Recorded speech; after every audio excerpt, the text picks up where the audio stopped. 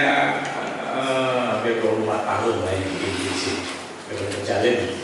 Karena sinode itu kalau di Kudus itu belum pernah sama sekali di sini. Saya lalu dengan Pak Pendeta Yesus yang sekarang ini ada di depan kita, tapi ya puji nama Tuhan. Kita akan baca Bapak Ibu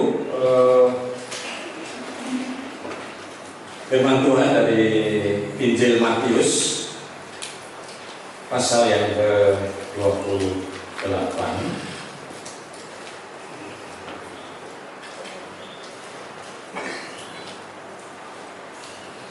Injil Matius pasal yang ke-28.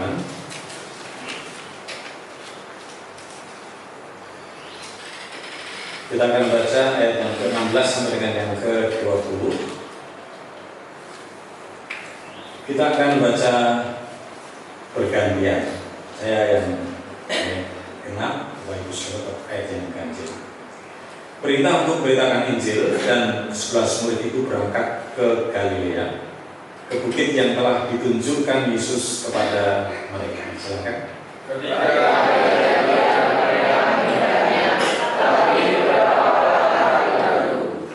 Yesus mendekati mereka dan berkata, kepadaku telah diberikan segala kuasa di surga dan di bumi.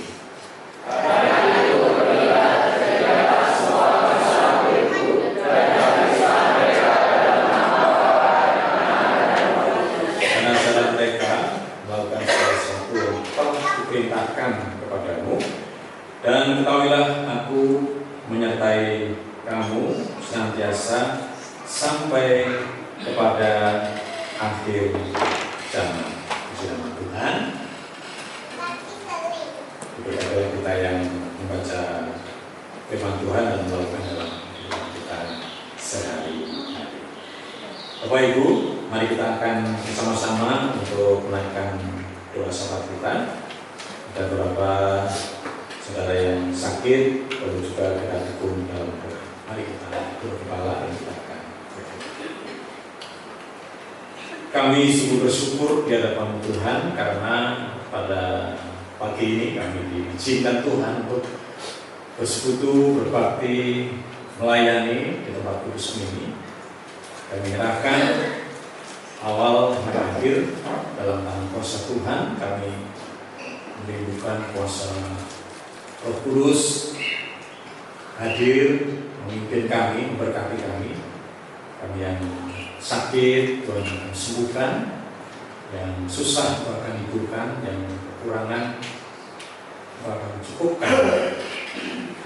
Saudara-saudara kami yang sakit seperti Pak Didit, Pak Paul, juga Mas Anjar dalam proses pemulihan dan yang dalam masa tua mereka dengan berbagai hambatan. Tuhan berkati supaya diberikan kesehatan, dipulihkan, dan keluarganya yang merawat berikan kesetiaan, berikan kesabaran dan kasih yang tulus yang berasal dari Tuhan. Bapak Surgawi, Tuhan kami Yesus Kristus, doakan untuk jemaat Tuhan di GTC Immanuel Kudus ini yang Tuhan telah dirikan, yang tentu memiliki maksud. Tuhan akan memberkati mereka yang bekerja sebagai pegawai negeri sipil, para pensiunan, wira swasta, pedagang, dan pekerjaan-pekerjaan lain. Tuhan berkati, kiranya Engkau akan memakai segala pekerjaan mereka menjadi sarana untuk kehidupan mereka dan juga untuk menopang pendidikan anak-anak mereka. Oleh karena itu kami sudah mendoakan anak-anak yang masih sekolah, baik itu TK, SD, SMP, SMA, SMK, bahkan yang di perguruan tinggi, bahkan memberikan ketekunan, kesetiaan dalam mereka belajar sehingga pada waktunya mereka dapat mencapai apa yang mereka inginkan dan cita-citakan. Para pemuda yang sudah masanya untuk rumah rumah tangga, pertemukanlah mereka dengan jodoh yang seiman, yang sepadan, di mana masing-masing akan dapat mengasihi Tuhan dan keluarga mereka. Berkati bagi mereka sudah menikah tapi belum memiliki anak, Tuhan berkati supaya ada anak-anak di dalam rumah tangga mereka. Tuhan yang sudah masanya bekerja, berikan pekerjaan sesuai dengan talenta, kemampuan mereka masing-masing, sehingga mereka boleh mengerjakan hal-hal yang berkenan di hadapan-Mu melalui pekerjaan-pekerjaan mereka masing-masing. Terima kasih Bapa. Doakan untuk hamba-hamba-Mu yang melayani, Bapak Pendeta Emeritus Yejuto, Bapak Pendeta Johan dan keluarga, para majelis, penatua diaken, para pengurus komisi, kelompok, guru sekolah minggu, dan siapapun yang terlibat dalam pelayanan umat kudus ini, Tuhan tanyakan memberkati. Terima kasih Bapak. Program pembangunan gereja yang sedang berjalan, yang ada di belakang gedung ini, Tuhan berkati, akan menolong supaya dana yang dibutuhkan dapat realisir dan dapat melakukan kelanjutan pembangunan sehingga nanti sampai pada titik di mana bangunan selesai dan dapat digunakan untuk kehormatan kemuliaan Tuhan. Tuhan, kami doakan untuk sinode kami yang hari Sabtu kemarin tanggal 30 Mei merayakan hari ulang tahun sinode. Kami mohon berkat-Mu untuk para pengurus BPH, BPS, BPK, komisi dan lembaga-lembaga, mohon berkat-Mu untuk pelayanan mereka. Dan untuk gereja-gereja yang ada di lingkungan sinode PDJ, baik yang ada di Jawa maupun di Sumatera, Tuhan berkati, yang ada di pedesaan-pedesaan maupun ada yang di kota-kota, Tuhan berkati supaya sebagai gereja kami senantiasa tidak lupa dengan panggilan kami di mana kami ada hanyalah untuk mewartakan kasih Tuhan. Kami ada hanya untuk memberitakan Injil keselamatan kepada orang lain, sehingga tidak hanya kami yang diselamatkan, tapi orang lain pun banyak yang dimenangkan oleh karena mengenal dan mengasihi Engkau sebagai Tuhan dan Juru Selamat. Secara pribadi, terima kasih Tuhan, terima kasih. Kami menyerahkan sepenuhnya ibadah kami Tuhan, dan tak lupa juga untuk bangsa negara kami Indonesia. Berkati Bapak Presiden, Wakil Presiden, para Menteri, Gubernur, Bupati, Wali Kota, Camat, Lurah, dan juga RW/RT dalam pelaksanaan tugas mereka. Kiranya keadaan damai sejahtera, aman, makmur, sentosa Tuhan berikan kepada negara kami dan wilayah kami, khususnya Kabupaten Kudus ini. Tuhan mendoakan pekabaran Injil, baik itu kota-kota besar, kota-kota kecil, bahkan sampai ke penjuru pelosok tanah air. Berkati para hamba-Mu yang melayani Tuhan, mewartakan Injil dengan berbagai media, berbagai cara. Tuhan berkati di tengah situasi yang sulit seperti sekarang ini, biarlah Injil Tuhan tetap diwartakan, dan kami pun mohon supaya melalui perkataan kami, terutama tindakan kami menopang Injil keselamatan yang perlu kami berikan. Dalam nama Tuhan kami Yesus Kristus kami telah berdoa. Haleluya. Amin. Doa orang benar jika dinaikkan dengan sungguh-sungguh akan diberkati Tuhan. Amin. Bapak Ibu, pagi hari ini saya tidak sendirian. Saya bersama dengan keluarga. Mungkin boleh ya saya sebut mereka dan mereka berdiri. Ya. Sebelumnya saya menyampaikan diri. Saya tadi sudah sampaikan dengan Pak Pendeta Emeritus Yejuto kami angkat, dan Pak Kepala Pendeta Johan sudah kenal beberapa tahun yang lalu ya. Saya Pendeta Emeritus Yejuto Basuki. Saya melayani di BDJ Penjalin dari 2001 sampai 2024. Ada upacara emeritasi, dan sekarang ini saya tinggal di Ambarawa. dan oleh LPS Sinode saya diminta untuk melayani di PTJ Kepantan Salatiga. Intinya adalah PTJ Limau. Saya datangkan istri, ini Bu Erna, silakan berdiri. Kemudian anak saya ada Mbak Woro, masih berdiri Bu Erna, ya. Itu dengan anaknya. Ini anak nomor 1, ya. Kemudian ada Yahya, silakan Yahya berdiri. Ini anak nomor 3. Kemudian Gones Asia Supraba, ini anak nomor 4. Betul ya?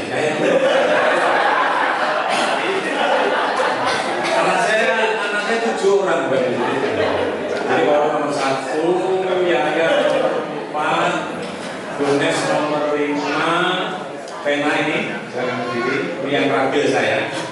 Ini lahir di Jepara. Ini anak yang nomor 7, anak yang musuh. Terima kasih, silakan duduk kembali. Yang masih kuliah cuma tinggal 1 Pak Yusro, yang Pena ini. Dia PSB, PSI, Prodi SI, Sistem Informatika, dan ini dalam penyelesaian tugas akhir. Kemudian silakan berdiri Gaby. Ini anak KSB Darul Semare, ya, awal tahun. Gaby ini warga GDC Kudus, ya, tinggalnya di depan sana. Bikin jalan ya. Ya, lulusan fakultas hukum dan masih cari-cari kerja, cari jodoh juga. Ya. Masih berdiri ya. Temennya siapa ya tadi ya? Enggak, yang tadi sama kamu. Ya ini enggak, yang goncengan sama tadi. Saya sebenarnya saya cuma sini. Oh.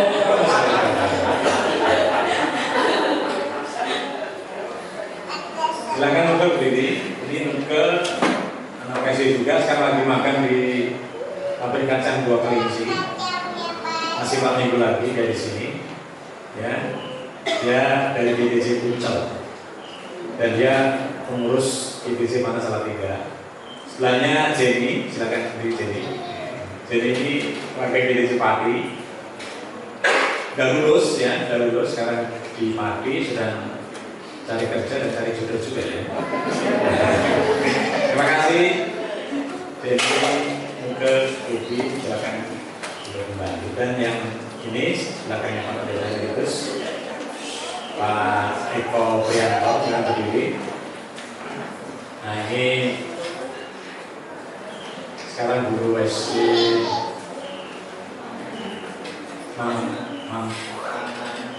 Mangunan Tawuran Jepara, dulu rekan mengajar di SMA Jepara, dia ahli IT, kemudian istrinya Dina Krisnawati, dia SMP ya, SMP Sarjen ya, SMP 3 Jepara. Dan ini 2 anak mereka, silakan Nathan berdiri, Nathan Nesha, yang mereka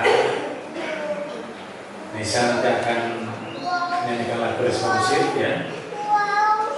Kemarin sudah berlatih ya. Oke. Teman-teman mereka semua.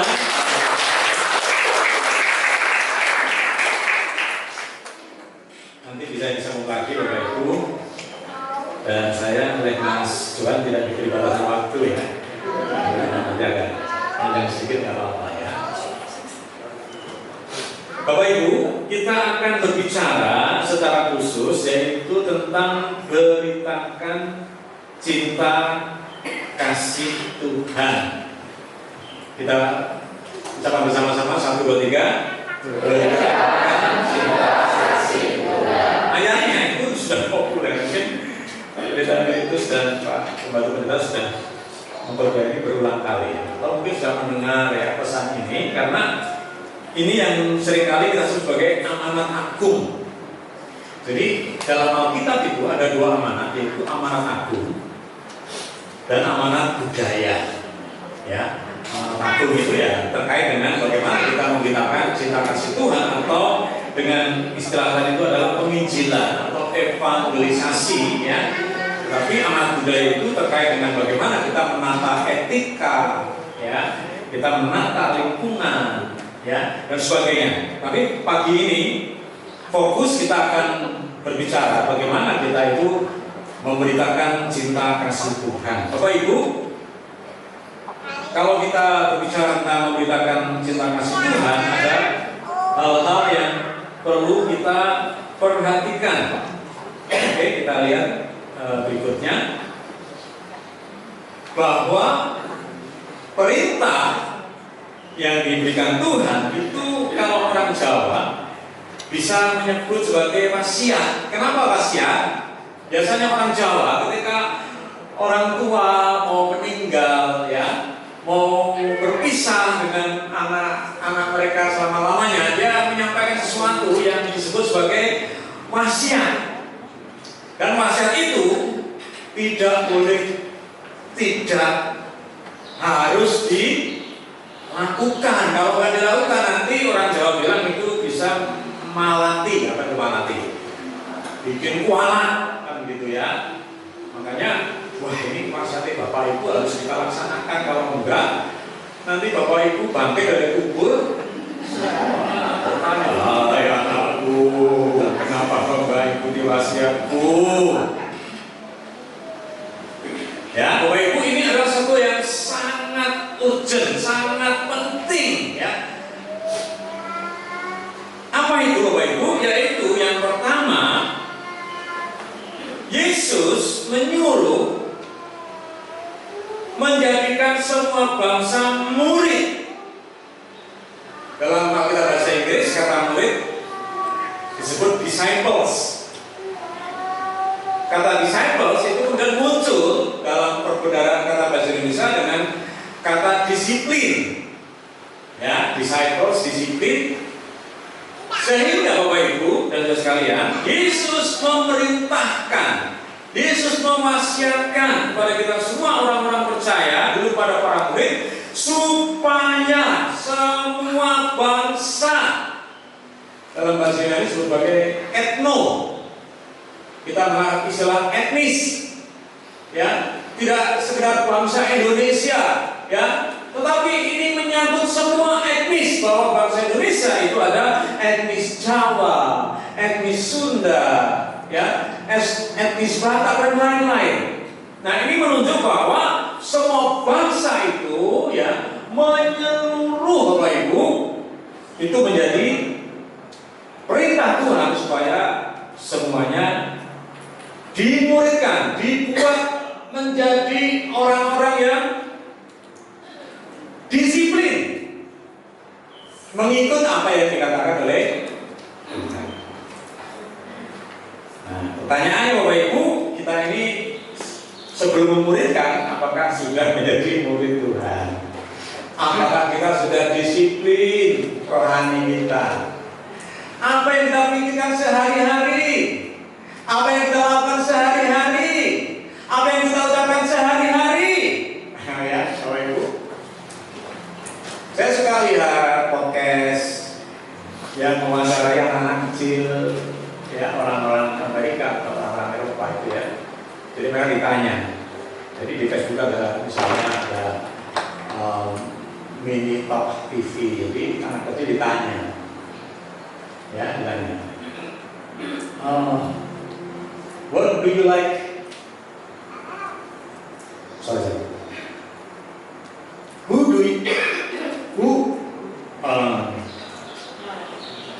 Saya Inggris, ya. Who is mother's like? Apa yang kamu suka, gitu ya. Anak ini menjawab, my father likes my mother. Wah, tenang kan? Tenang. Terus ini lagi, who is your mother likes? Jawab ini, my mother likes money. Wah. Ya. Kalau boleh jawabnya gini, papamu tuh suka sama siapa? Papaku suka sama mama. Lah mamaku suka sama siapa? Mamaku suka sama uang, gitu ya. Jadi bukan suka sama papa, tapi suka sama. Tapi nggak tahu, ya. Kan ini beliaunya orang Orang Europe ya. Bapak Ibu, jadi menjadi murid Tuhan itu melakukan segala sesuatu seperti yang Tuhan kehendaki. Bagaimana suami mengasihi istri, ya, seperti Tuhan mengasihi umatnya, itu adalah perintah Tuhan. Dan suami-suami harus berdisiplin. Amin. Amin. Bagaimana istri mengasihi suami, Bapak Ibu? Firman Tuhan menyatakan bahwa istri harus mengasihi suami dengan tunduk kepada suami seperti jemaat kepada Kristus sebagai kepala gereja. Kata tunduk itu apa? Bahasa Jawanya sumuyut ya. Nonton Ibu, dan sebut karena kakung pun Ibu. Amin. Nek dipundangu kalian kakungku udah sendiri. Dek, aku kesel ya, Dek. Gimana Ibu? Ayo podo, ayo rano, kaceke. Kita Ibu ngaten, mau kesel Ibu. Dulu, Ibu ngendikan bayi mateman. Dan saya apa Mas? Gawe kita apa? Mesake siraman bu toyo jarang ini belajar manggene sama keluarga naik apa moneka naik kalau masanya gitu pendidikan lagi mawi bahasa Jawa kromo pasane ini itu mesake garo Mas tak perlu ke sambel loh, mau ngajan sambel bawang pada yang nek matur saya ketika ini ngambil basa kromo ngajeni banget kita ini ngajan itu mau lalu mau tempe atau gimana bapak nggih bapak mboten ketika jenengan kira-kira semak panjenengan ngaten menika tah remen nek kaya wong Jepara ngaten nek ngendikan teh mantul karo kawulipun kok sosok nganggo singkatan-singkatan ngono lho. Ya. Dek, aku kesel ya. Sing coba jare. Mana ta ya tawono? Mana ta ya tawono? Kayak sama seribu. Itu singkatan. Mau dipono mana? Mana tak kepiye tak jupukno. Mana tak tahu ngaten ya para ibu para lare jangan tergedak anak setya tuhu ngabekti kalian tiyang sepuhipun begitu ya anak muda amin orang tua tidak boleh menyakiti tidak boleh mengecewakan anak-anak mereka.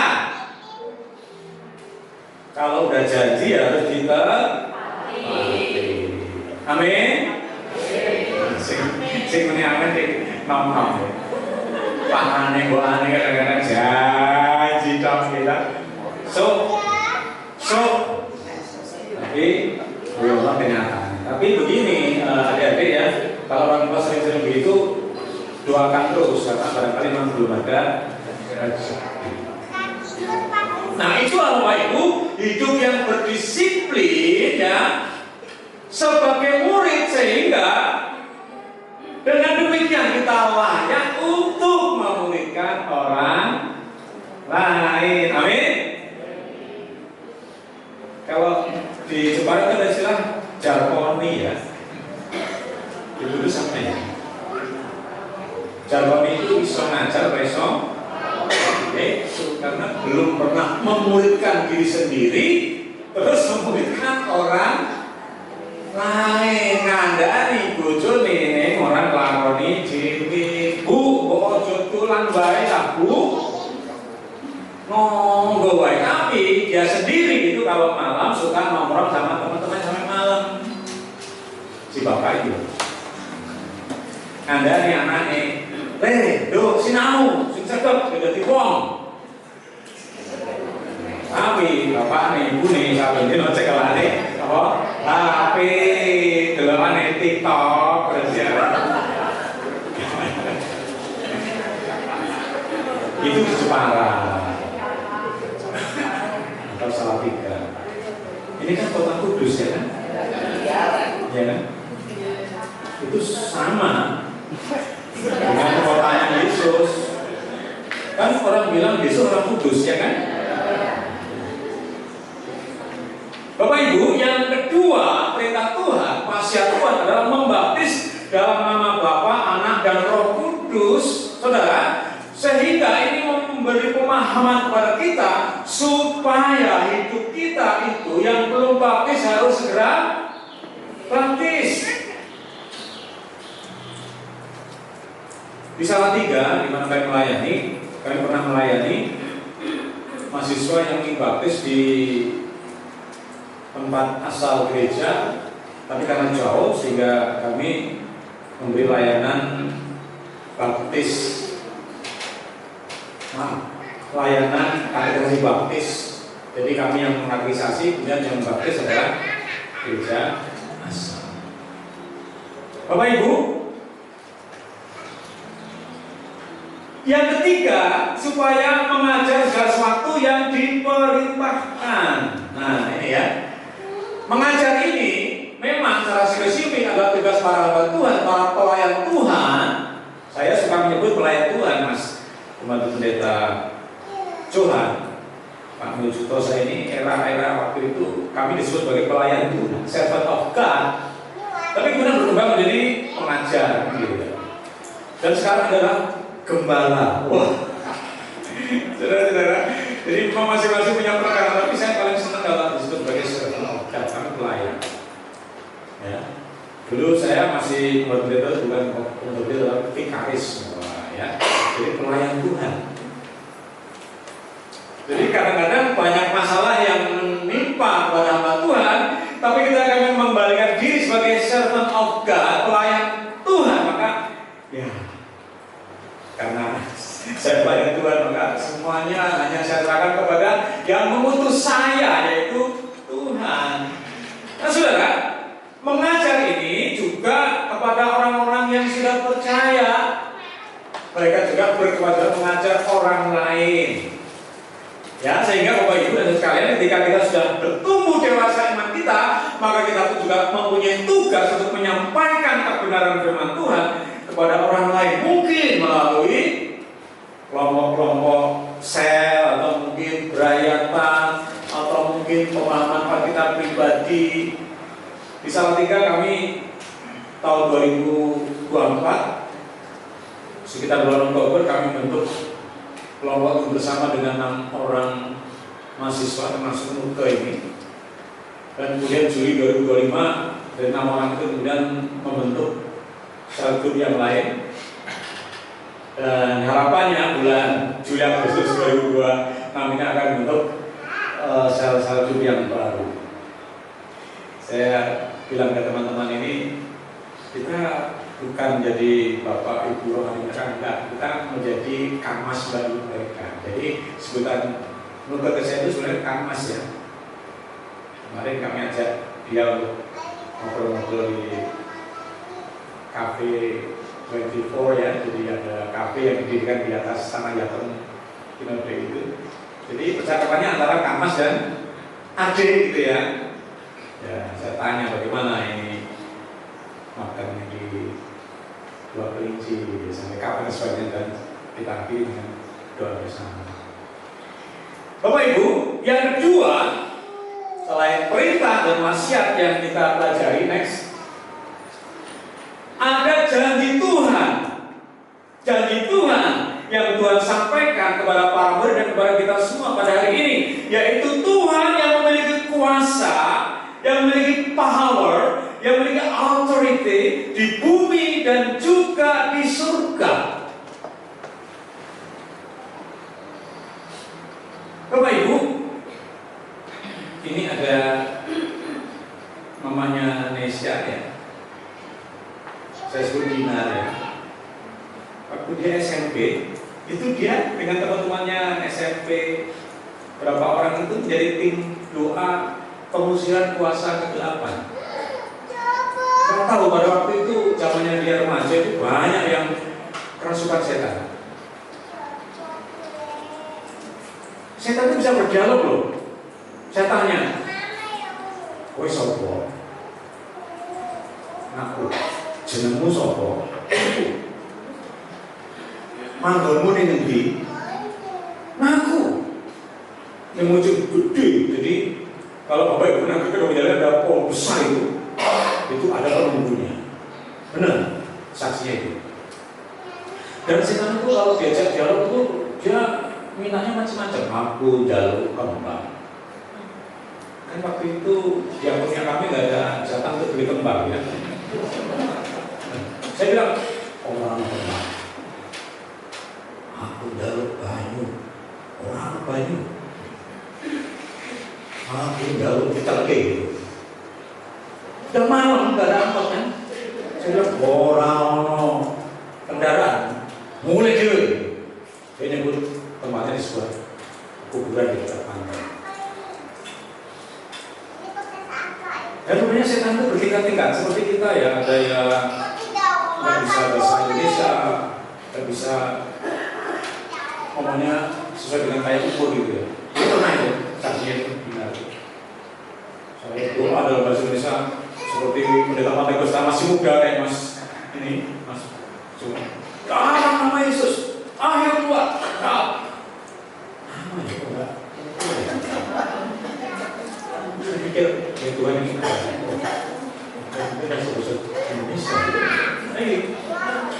Yo, kalau bosok ayo betul. Kayak ngasih video jawab. Oh, setan sih kayaknya bahasa. Bener. Sampai saya itu pernah ditantang, gila nih saksinya. Dia minta kembang, nggak tak kasih. Minta air, nggak tak kasih. Minta pizza. Kalau bilang minta pizza itu ya, namanya pada jerit-jerit itu ya. Ketakutan. Dia suki. Terus dia saking jengkel itu tak cabutnya mau gitu. Wih, oke mas, coba. Oke, operasian kok diajak mendorong. Aduh, kenapa punya waktu tujuh piye kan gitu, anakku piye kan gitu ya. Tapi saya udah kayak gitu, wah percaya Yesus.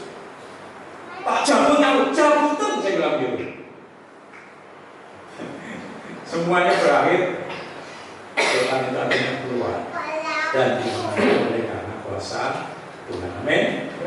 Yesus itu punya kuasa baik di surga maupun di bumi. Itulah yang menyertai kita. Menyertai sampai kapan? Dikatakan menyertai sampai akhir zaman. Aku menyertai kamu senantiasa sampai kepada akhir zaman. Forever and forever. Everlasting, ya.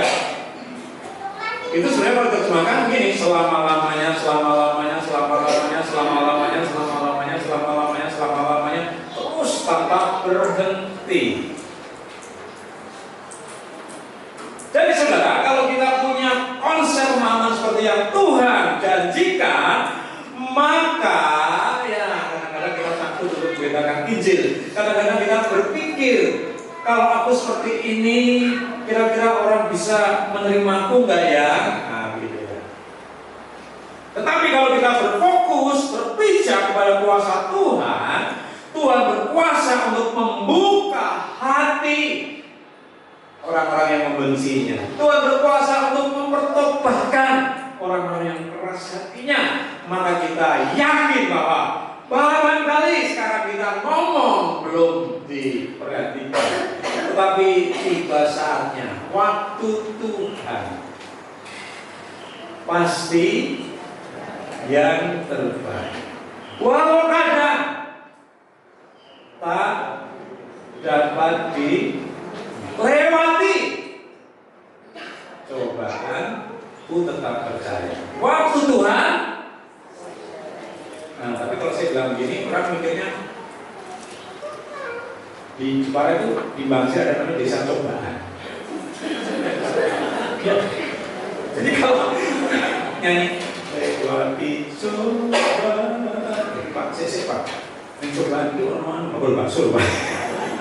Bener ya, kalau juga kalau mau ke bakso, sebelum sampai ke kabupaten itu namanya desa coba.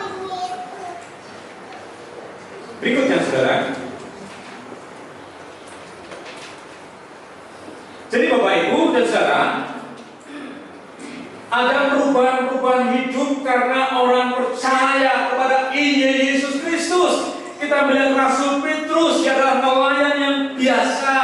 Bahkan dia adalah orang yang suka, bahasa Jawa itu mencela-mencele ya. Ketika di hadapan Yesus dia berkata percaya ya. Kemudian ketika ditanya oleh seorang muda ketika Yesus sedang dihadiri, dia sewa kalau bahasa Jawanya, tidak mengakui, tapi kemudian dia sadar ketika ayam berkokok 3 kali. Nah saudara, Petrus ini pada kisah 2 ya, setelah pencurahan Roh Kudus hari Pentakosta, maka dia menjadi pribadi yang berbeda. Petrus yang perkataannya susah dipegang ya, esok jelek sore tempe saudara, tapi ketika pencurahan Roh Kudus terjadi, Roh Kudus memberikan kuasa kepadanya, maka dia menjadi suatu pribadi yang luar biasa. Mari kita lihat di dalam Kisah Rasul pasal yang kedua, kita akan kutip saja ayat yang ke-14 dan ke yang 14 dikatakan, maka bangkitlah Petrus berdiri dengan ke-11 rasul itu dan dengan suara nyaring dia berkata, hai kamu orang Yahudi dan kamu semua yang tinggal di Yerusalem, ketahuilah dan camkanlah perkataan ini. Dia menyampaikan bahwa Yesus adalah Mesias yang dijanjikan, yang dinantikan oleh bangsa Israel, dan Yesuslah yang disalib oleh orang Yahudi adalah anak Allah.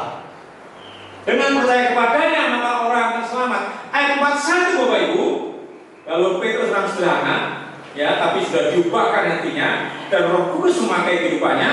Ayat 41 dikatakan bahwa orang-orang yang menerima perkataannya itu memberi diri dibaptis, dan pada hari itu jumlah mereka bertambah kira-kira 3.000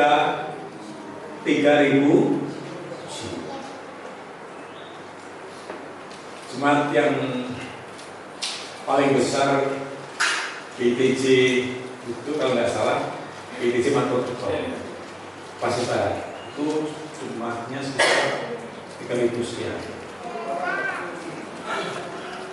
Untuk menjalin hanya 467 kakak. Kalau Natal itu harus dipersiapkan konsumsi untuk 1.400 orang. Kalau Jojo Kayu mungkin hampir sama ya. Bapak Ibu pernah kenal Wonosobo? Persil? Jepara? Bayangkan 3.000 orang yang bertobat pada waktu Petrus dibaptis, itu bagaimana itu Bapak Ibu? Ya. Padahal baptis selang ya waktu itu. Kalau Persib mungkin pakai selang ya, oh nama Yesus sudah. Itu selang loh ya. 3.000 orang Bapak Ibu, luar biasa, luar biasa. Ya, Lydia Bapak Ibu, ada di sini namanya Mbak Lydia atau Bu Lydia teman-teman. Lydia itu Bapak Ibu adalah pedagang kain ungu dari kota Tiatira. Dia belum percaya Tuhan, tapi ketika mendengar berita Injil dari Rasul Paulus, maka dia menjadi orang yang berbeda, pribadi yang semakin ramah dan dipakai Tuhan. Kita akan lihat Kisah Rasul pasal yang ke-16. Kisah Rasul pasal yang ke-16 ayat yang ke-14 dan 15. Ini saya minta seorang ibu membaca ya, volunteer sekali lagi. Rasul 16 ayat 14-15, dilanjut ayat yang ke-40, 3 ayat saja. Bisa, saya mohon ibu-ibu bisa ditampilkan, jadi nanti bisa dibaca dulu.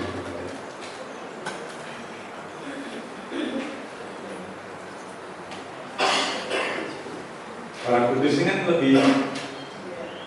lebih bernada dari orang Jepara ya. Orang Jepara semangat tidak boleh. Orang Kudus ini agak lain. Silakan ibu-ibu, salah satu berdiri. Nah, ini dia. Yuk. Coba Bu. Seorang dari perempuan-perempuan itu yang bernama Lydia turut memberitakan. Ia seorang penjual kain ungu dari kota Tiatira yang beribadah kepada Allah. Tuhan membuka hatinya sehingga ia memperhatikan apa yang dikatakan oleh Paulus. 15. Sesudah ia dibaptis bersama-sama dengan seisi rumahnya, ia mengajak kami katanya, jika kamu berkata bahwa aku sungguh-sungguh percaya kepada Tuhan, marilah menumpang di rumahku. Ia besar sampai kami. Jadi sebentar Bapak Ibu ya, masih. Dia beribadah kepada Allah, artinya dia itu takut akan Allah, hanya dia belum percaya kepada Yesus. Ketika Paulus memberitakan Injil, maka dia percaya dan dia dibaptis dengan seisi rumahnya. Kemudian dia mengajak para rasul untuk menginap di rumahnya, menunjukkan kemurahan hatinya. Terus 40. Lalu mereka meninggalkan bendera itu dan pergi ke rumah Lydia. Dan setelah bertemu dengan saudara-saudara di situ dan menunjukkan mereka, berangkatlah dua rasul. Terima kasih Ibu. Nama siapa Bu? Namanya siapa? Ibu, Pak. Ibu. Ibu, Pak. Ibu. Bu Nono. Ibu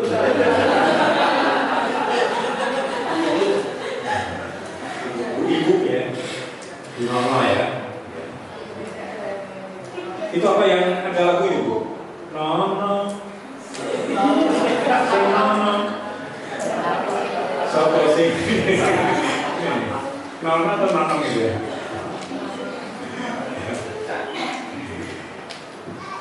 Lihat Bapak Ibu, Lydia ini ya memiliki satu peningkatan ya,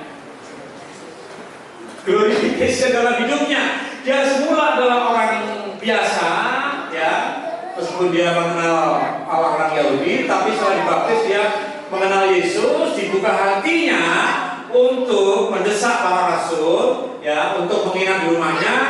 Paulus Silas di penjara, selesai di penjara keluar ya, kemudian dia ke rumah Lydia dan di sana bertemu dengan orang-orang di rumah Lydia. Artinya apa? Lydia membuka rumahnya untuk sebuah persekutuan, untuk sebuah ibadah, sehingga kita bisa melihat Lydia semakin hari semakin dipakai Tuhan. Karena apa? Percaya Injil ke selam. Bapak Ibu, pernah kami kedatangan seorang tamu, ini orang Purwodadi, masih Muslim, baru saja suaminya meninggal, namanya Bu Parmi. Ya, saya perhatikan wajahnya itu uyu, Bapak Ibu. Presawi, uyu, lesu. Jadi dia dengan beberapa anak pergi ke Jepara ke rumah saudaranya, karena di Purwodadi sudah tidak ada harapan lagi, tidak ada pekerjaan lagi. Bapak Ibu bisa bayangkan wajahnya lesu, agak kurus, ya. Tapi kemudian Bapak Ibu, perkembangan waktu, dia menerima Injil keselamatan dalam kehidupannya. Baptis. Kemudian suatu waktu dia mendapat jodoh, namanya Basuki Rahmat, orang Jawa Timur. Kan waktu itu saya ada apa namanya, persiapan pernikahan ya, saya tanya-tanya kan, Pak Basuki, kok jangan sampai tepat kalau Bu Parmi itu betul ceritanya. Saya deg-degan sih tanya gitu, karena ini unik sih. Kalau anak-anak muda kan ada kenal lewat media sosial Pak dan sebagainya. Ini lain ini.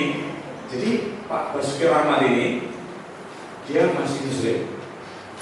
Dia juga duda tanpa anak, sedang pengen cari istri, tapi dia bingung.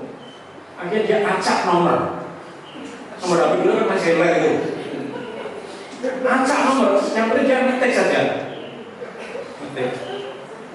Pernah ketemu sama orang yang sudah atau masih bersuami. Karena dia langsung ke poin, Bu, Mbak, kula niki yuda, kula pengen seman. Kula ini masih bersuami, wah kurang ajar aku jadi bojo. Akhirnya dia ngacak nomor. Pak gitu loh, maaf ya saya enggak. Sorry ya, ini kan saya mau cerita ini. Endingnya bagus. Yang ngacak itu akhirnya ngacak kamu nomornya Bupati. Dia orang Jawa Timur, ketemu sama orang Purworejo. Coba, akhirnya ngomong, Mbak, terus terang ya Mbak, aku ini butuh bojo. Pak ini, kata saudara. Pertama ya begitulah wanita biasa kan, ya, jinak-jinak. Ya. Jadi kan dulu ditembak sama Mas Johan, langsung mas. Jadi prosesnya. Jadi akhir cerita Bapak Ibu, mereka itu gatok gitu, koyo tubuh oleh tutup, dan Pak Basuki Rahmat ini akhirnya menjadi orang percaya, ya. Dan sekarang ini mereka hidup dengan bahagia di daerah Pulau, karena dia ikut Chinese ya, terus akhirnya dia beribadah di GKMI. Anaknya besar-besar, ada anaknya yang sekolah di asrama di Semarang sama anak kami ya, dan lulus harus kerja dengan baik. Sekarang Bapak Ibu kalau ketemu, wah beda sekali. Dulu puyuh gitu ya, nggak ada harapan ya. Sekarang wah berbinar-binar ya kan. Anak berhasil, pekerjaan bisa dilakukan dengan baik setiap waktunya. Nah saudara, ada banyak cerita di antara kita bahwa sebelum kita percaya kita seperti apa, dan ketika kita percaya menyalahkan diri kepada Yesus sebagai Tuhan dan Juru Selamat kita, sekarang kita seperti apa? Kita masing-masing punya cerita. Saya sendiri lahir dari keluarga Muslim Bapak Ibu, ya, jadi saya sejak kecil tidak tahu siapa bapak saya. Dia bapak saya meninggal. Saya umur 1 tahun ya. Kemudian saya hidup dengan berbagai imajinasi, tapi itu hanya impian-impian ya. Tapi ketika saya mulai SMP, saya mengenal Tuhan itu karena saya tinggal dengan mbah saya. Di situ ada pos PI atau ranting PI sama masih di Paksimongan Semarang. Kemudian teman-teman saya kecil-kecil itu ada sekolah minggu. Saya lihat di pintu gitu, saya lihat gitu loh. Terus betul-betul saya didorong sama teman saya, ayo Bu gitu. Saya masuk, mau keluar malu, akhirnya saya ikut gitu. Jadi saya didorong teman saya sehingga saya masuk ke daerah sekolah minggu. Dan juga saya punya guru sekolah minggu yang luar biasa, namanya Mbak Harmi. Dia kalau ngajar nggak pernah pakai sepatu ya. Jadi kakinya itu apa itu namanya itu besisi gitu ya. Ya betul, dulu kan nggak ada ini kan, nyokor gitu kan. Tapi Mbak Ani setia bukan main. Setiap kali ulang atau acara tertentu kami diberi dulu ada gambar kecil-kecil gambar Yesus itu kan. Nah, itu saya tempel di rumah. Dan suatu ketika dalam perkumpulan saya isi gambar Yesus atau Nabi ya. Karena saya ketika pulang ke rumah ada lagu dalam Yesus kita bersaudara. Saya ganti dalam nabiku gitu ya, namanya seperti itu. Kita bersaudara dalam nama Yesus, dalam nama nabiku, dalam nabiku ada kemenangan. Jadi saya berdoa. Terus sampai pada pemahaman begini. Saya bertanya Yesus nek gue Gusti Allah. Nek gue Gusti Allah kan klambi putih. Jadi waktu SMP saya punya baju putih cuma satu ya, sehingga ada istilah Mbah Rindu, Mbah Rindu. Kalau sekolah saya itu tahu ya, saya di sekolah Simongan, tahu dari Semarang. Sekolah saya itu di SMP lagi saya mata Karamayu Semarang. Jadi kalau jalan kaki itu sekitar hampir 45 menit. Ya, saya kadang-kadang jalan kaki, kadang-kadang naik sepeda. Jadi Bapak Ibu, saya berkata begitu, di gereja kami itu anak-anak remaja, anak SMP itu pada belajar main gitar akustik, mereknya Kapo atau Kapo ya dulu ya, Kapo ya. Sekarang nggak betul lagi, yang ada sekarang yang ada sorry. Dulu ada merek Kapo. Satu gitar akustik di Musinau belajar cara macam banget. Nah, ada satu anak remaja namanya Trianto, lebih besar badannya, tinggi gitu. Dia suka bawa pulang kita ke rumah. Kan aku sering ya kan, masang kan. Tapi saya tuh badannya kecil, jadi kan saya nggak berani apa-apa. Kebetulan saya punya pakde bekas main keroncong, dia punya gitar, tapi bukan gitar akustik, punya gitar yang senarnya dari kawat itu. Tapi karena saya berkeinginan belajar main gitar, saya belajar pakai gitar yang sampai tangan saya itu melepuh ya. Ya kan, pernah waktu belajar pertama kali kan tangannya, ya. Aku sudah pernah sama Mas Juan, belum ya. Jadi mungkin Mas Juan ini jauh turun tangannya.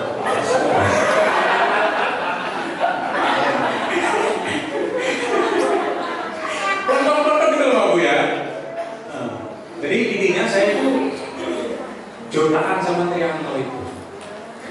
Tapi Bapak Ibu, tadi saya berdoa kan, ya bukan berdoa tapi yang ngomong lah, Yesus yang banyak gue Gusti Allah apa yang paling putih. Yang datang itu bukan Pak saya, bukan anak Pak saya, bukan saudaranya, yang datang itu Trianto tadi. Bawa bungkusan koran Bapak Ibu. Bilang gini, Bas, dia datang ke rumah, Bas ini gue kopi. Saya bukan pakai putih loh. Ternyata saya ngomong sama penjambil anak HP, kalau istilah seret-seret seperti kita, jual nggak ada. Sejak saat itu saya percaya Yesus itu adalah juru selamat yang sejati, yang harus saya sembah, di mana saya harus menyerahkan kehidupan saya kepada sepenuhnya. Saya minta baptis kepada Pak Pendeta. Pak Pendeta sama baptis, oh jangan, kamu masih SMP nanti aja. Tapi Pak Pendeta kalau pelayan kemana saja, di Semarang itu ada di daerah namanya Kali Pancur, dari tempat kami harus naik dan harus melewati perkebunan jagung dan sebagainya. Saya ikut pakai oncor Pak Ibu melayani, ya pakai oncor. Bukan saya marah. Oh ini terus melu pendetamu tak bandeng watung bahasa itu, rumputnya ratu di kursi pendalin di ruang tamu itu Pak Ibu. Maksudnya kalau saya pulang mau di bandeng watu dan mati kalau gitu, bukan manut. Soalnya saya itu putu sing disayang jadi, tapi kok dia malah melu Kristen gitu. Bapak Ibu, Tuhan kalau memang saya mati usia SMP ya terserah Tuhan. Saya tetap pengen pendeta saya. Lama-lama kok batu hilang sendiri. Mungkin di sini Mbak Putri saya mungkin ya sangat kayak gitu. Usia saya kuliah di Fakultas KIP UNS ya. Saya itu rencana dulu mau jadi guru SMA gitu.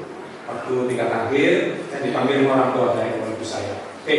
Gue melu mantu tuamu, gue balik ning pihak ini. Ning nek kowe melu pendetamu ora sak panggon omahe wong tuamu. Saya keluar dari rumah orang tua. Jadi saya merasakan bagaimana ketika saya sakit, orang tua nggak menjenguk, bahkan ketika saya menikah, orang tua tidak hadir di gereja dengan pendapat yang bermacam-macam. Bapak Ibu saya rasakan. Tetapi itulah yang saya alami dan saya bersyukur bahwa sampai hari ini bahwa menjadi anak Tuhan, bahkan menjadi hambanya, walaupun penuh dengan tantangan penderitaan, tapi Tuhan tidak pernah meninggalkan janjinya bahwa Dia berkuasa di surga dan di bumi, dan penyertaannya selama-lamanya itu nyata dalam kehidupan saya dan tentunya juga nyata dalam kehidupan Tuhan Bapak Ibu Saudara. Amin. Mari kita memberitakan Injil Tuhan. Nesa akan menyanyikan sebuah lagu responsif yang mengajak kita supaya hati kita dijadikan istana bagi kehidupan. Silakan Nesa. Tepuk tangan untuk